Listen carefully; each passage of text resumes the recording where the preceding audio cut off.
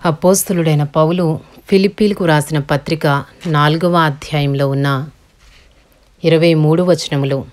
కావున నేనపేక్షించు నా ప్రియ సహోదరులారా, నా ఆనందమును నా కిరీటమును నయ్యున్న నా ప్రియులారా, ఇట్లు ప్రభువునందు స్థిరులయుండుడి.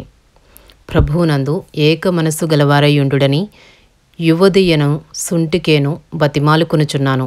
అవును, నిజమైన సహకారి ఆ స్త్రీలు క్లెమెంతుతోనూ నా ఇతర సహకారులతోనూ సువార్త పనిలో నాతో కూడా ప్రయాసపడిన వారు గనుక వారికి సహాయము చేయమని నిన్ను వేడుకొనుచున్నాను.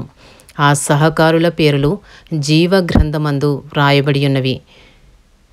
ఎల్లప్పుడూ ప్రభువునందు ఆనందించుడి. మరలా చెప్పుదును, ఆనందించుడి. మీ సహనమును సకల జనులకు తెలియబడనీయుడి. ప్రభువు సమీపముగా ఉన్నాడు. దేనిని గూర్చియో చింతపడకుడి గాని ప్రతి విషయములోనూ ప్రార్థన విజ్ఞాపనముల చేత కృతజ్ఞతాపూర్వకముగా మీ విన్నపములు దేవునికి తెలియజేయుడి. అప్పుడు సమస్త జ్ఞానమునకు మించిన దేవుని సమాధానము యేసుక్రీస్తు వలన మీ హృదయములకును మీ తలంపులకును కావలియుండును. ఫిలిప్పీలకు రాసిన పత్రిక 4వ అధ్యాయము 8వ వచనము నుండి. మెట్టుకు సహోదరులారా, ఏ యోగ్యత అయినను మెప్పైనను ఉండిన ఎడల ఏవి సత్యమైనవో, ఏవి మాన్యమైనవో, ఏవి న్యాయమైనవో, ఏవి పవిత్రమైనవో, ఏవి రమ్యమైనవో, ఏవి ఖ్యాతి గలవో వాటి మీద ధ్యానముంచుకొనుడి. మరియు మీరు నా వలన ఏవి నేర్చుకుని అంగీకరించితిరో, నా యందున్నట్టుగా ఏవి వింటిరో, ఏవి చూచితిరో అట్టి వాటిని చేయుడి. అప్పుడు సమాధానకర్తయగు దేవుడు మీకు తోడైయుండును. నన్ను గూర్చి మీరిన్నాళ్లకు మరలా యోచన చేయసాగితిరని ప్రభువునందు మిక్కిలి సంతోషించితిని. ఆ విషయములో మీరు యోచన చేసియుంటిరి గాని తగిన సమయము దొరకకపోయెను. నాకు కొదువ కలిగినందున నేనిలాగు చెప్పుటలేదు. నేనే స్థితిలో ఉన్నను ఆ స్థితిలో సంతృప్తి కలిగి ఉండ నేర్చుకుని ఉన్నాను. దేనస్థితిలో ఉండనెరుగుదును, సంపన్న స్థితిలో ఉండనెరుగుదును. ప్రతి విషయంలోనూ అన్ని కార్యములలోనూ కడుపు నిండి ఉండుటకును, ఆకలి గొని ఉండుటకును, సమృద్ధి కలిగి ఉండుటకును, లేమిలో ఉండుటకును నేర్చుకుని ఉన్నాను. నన్ను బలపరచు వాని యందే నేను సమస్తమును చేయగలను. అయినను నా శ్రమలో మీరు పాలు పుచ్చుకునేది మంచి పని.